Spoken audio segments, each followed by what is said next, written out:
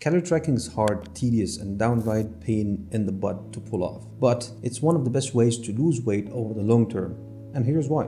There's a looming argument that calorie tracking might cause eating disorders, which kind of makes sense if you think about it. You have to be a bit neurotic to count everything in your day from the moment you wake up until you sleep. Seems like a tedious task and the path to eating disorders and binge eating. But is it really? Well, according to this 2017 study where they asked 105 individuals if using a food tracking app like MyFitnessPal is contributing to their eating disorder, and 78 out of 105 reported that in some way it did contribute to their eating disorder. One thing to note here is they were already suffering from an eating disorder, so it's settled then. It can contribute to eating disorder. Well, if only it was that simple. According to this 2001 study, overweight people tend to underreport their calorie intake, meaning you are probably eating more than you think you are. In this case, maybe calorie counting is a good solution to this problem and might help you lose the weight you wanted to lose. And it really doesn't have to be forever. Today, I want to share with you what I and a lot of my friends are doing that I find a more suitable, better approach for a more balanced lifestyle, which is mindful eating or intuitive eating. But in order to dig deeper in that, we need to take a step back and know why exactly calorie tracking is important to reach this state. You can imagine intuitive eating as the end goal for a healthier lifestyle that is more suitable for our busy lives right now. Because we aren't all fitness influencers and bodybuilders whose only job is to eat and train. We have kids and obligations in our lives. Let's begin from the good old rigid diet or structured diet where you have all your meals in your day planned out for you and all you have to do is eat them and suck it up when you have cravings and hunger, at least until you lose the weight you actually want to lose. According to this very interesting study by Colin and colleagues where they had two groups doing a 10-week diet. First group was doing a rigid meal plan based diet and the second was a more flexible diet where they gave them a determined amount of calories, protein, carbs and fats to eat per day from whatever food sources they wanted.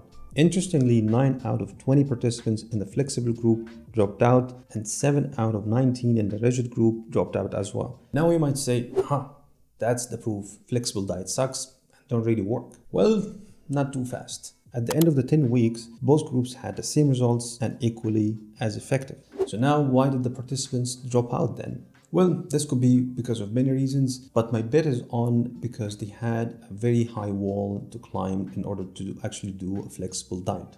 Flexible dieting might sound easy, but in reality, it's quite hard. You will need to learn how to count your calories, learn how to cook decent meals using the calories allocated in your day. So then how the hell do we actually do intuitive eating and why do we need flexible dieting anyway? In order to answer this question, I have to first explain why calorie tracking is the first step to reaching intuitive eating. If you count everything you eat for the next months, by the end of this month, you have cold, hard facts on how much you exactly eat in your day. At this point, you haven't changed anything, you're just tracking your food. And this is the mistake I see all the time. People are trying to do everything from the start, but it's a skill and each skill has to be developed separately and slowly. So if you start from just tracking your food, you will make progress over the long run. Now let's assume you're eating 3,000 calories a day, and at this rate, you're gaining roughly 1 pound a week. Now, since you know what you're eating right now, you can start making data-driven decisions.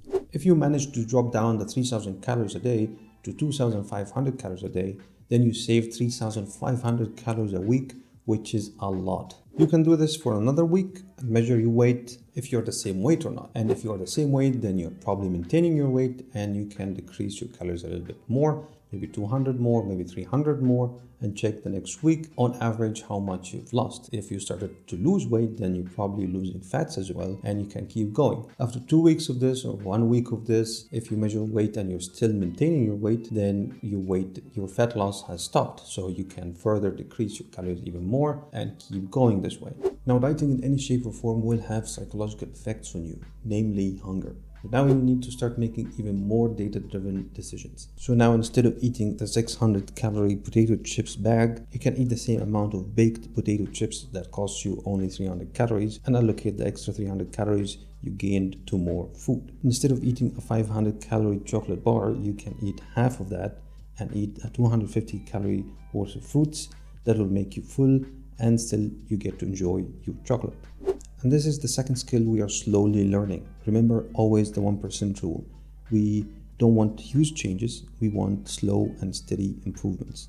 And by the end of the month's experiment you're running on yourself, you will have transformed your 2000 calories into something that makes you happy because you're not cutting your pleasure foods, but way more full. And that's what flexible dieting is. It's a slow, mundane process, and it will take effort from you to track and find good alternatives that are lower in calories. But by the end of it, you will have a sustainable and a good, satisfying diet that you can run for a long time. But you also have to remember the 1% rule and improve only 1%, just 1% per week, each week, and in no time it will become a habit. And I personally believe that's the secret. That's the secret to losing weight and maintaining it. I've been eating the same food for almost 7 years, and not because I hate food or I hate good food, it's because I love the food I eat. If you make me choose between the food I eat and a pizza, I would choose my food any day of the week.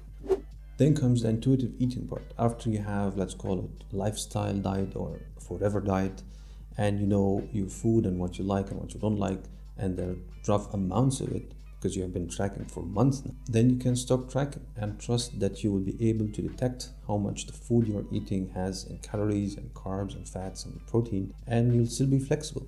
One day you will be craving a chocolate bar and you can just look how much it has in calories and subtract that in your head and immediately take out the food that you need to substitute this chocolate bar with, and you will get to enjoy a chocolate bar and still be on track. Now, if you want me to do a video showing exactly how I count my calories every day in a full day of eating, please leave a comment, like, and subscribe if you haven't already. Thanks for watching.